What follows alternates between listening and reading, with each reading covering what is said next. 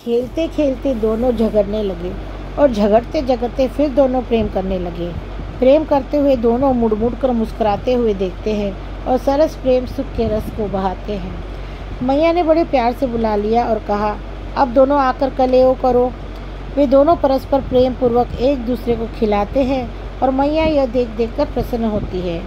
राधा ने यशोदा से कहा कि महरी, अब मैं घर जाऊंगी और मैया से तुम्हारा प्रेम बताऊंगी। यशोदा ने कहा, लाली तुम फिर खेलने आना और कन्हैया के साथ मिलकर खेलना। कन्हैया ने कहा, देखो हमारी मैया तुम्हें कितना प्यार करती है, इसलिए तुम आने में संकोच ना करना। वो कन्हैया का मुख देखती हुई चल दी। उसकी मानो सब सुध बुध भूल गई थी और वो खोई खोई सी लग रही थी। घर पहुंचने पर कीर्ति मैया राधा पर बली बली गई और पूछने लगी कि अरे प्यारी लाली, तू कहाँ गई थी?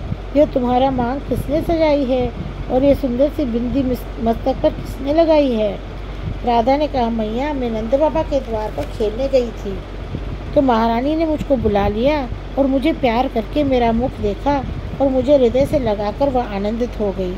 फिर मैया तुम्हारा नाम सुनते ही गाली दी और बाबा को लंगर बताया। मैया मैंने उनको उत्तर दिया कि हमारे बाबा ने तुम्हारे साथ क्या लंगराई की है। फिर मैया मैंने कहा कि जैसे तुम हमारे माता पिता को बताती हो वैसे तुम स्वयं ही होगी। तब यह सुनकर उन्होंने कहा कि तुम बुरा ना मानना, मैंने सब हंसी में कहा है। फिर उन्होंने मेरा श्रृंगार किया और तिल चावल से मेरी गोद भर दी। फिर आंचल फैलाकर और आंख बंद करके तथा हाथ जोड़कर कुछ विनती की।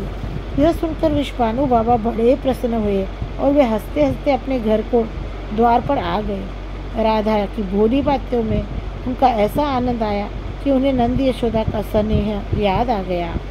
मैया बार बार राधा से पूछती है और राधा बार बार उनको वही बताती है।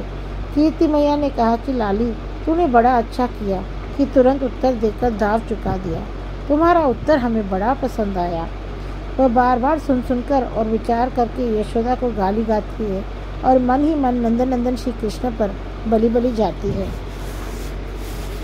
बरसाने की नवेली सुंदर नारियां आकर यह सब सुनकर यशोदा को प्रेम भरी गाली गाने लगी, जिनको सुन सुनकर कीर्ति मैया नंदरानी के मन का भाव जानकर और प्रसन्न होती है और कहती है कि मेरी लाली बड़ी सुंदर है। वो गोरी है, भोली भाली है और उसमें अनेक गुणों का विकास हुआ है और वैसा ही नंद का लाला भी है।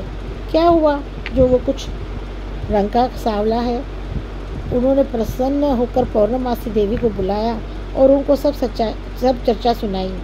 उनका विचार सुनकर और कन्हैया और राधा दोनों के रूप पर बली बली जाती हुई तथा दोनों के मिलन की सुंदर झांकी हिये में बसाकर कीर्ति मैया आनंदित होती हुई भानु बाबा के पास आई और उनसे कहा कि कन्हैया को एक बार यहाँ बुलवाओ। उनकी छवियाँ देखने का हमारा मन है। उनके रूप और गुणों की चर्चा सारा ब्रज कर रहा है। मैंने श्री वृंदावन आते हुए कुछ उनको देखा था। उस समय वे यशोदा के साथ शोभायमान हो रहे थे और जब गौचारण उत्सव हुआ था तब भी मैंने उनको जी भरकर देख नहीं पाया था। इसलिए हे महाराज, एक बार उनको अपने घर बुलाओ। उनके देखने के लिए मेरा मन तरसता है। तुम मेरी आज्ञा को पूर्ण करो।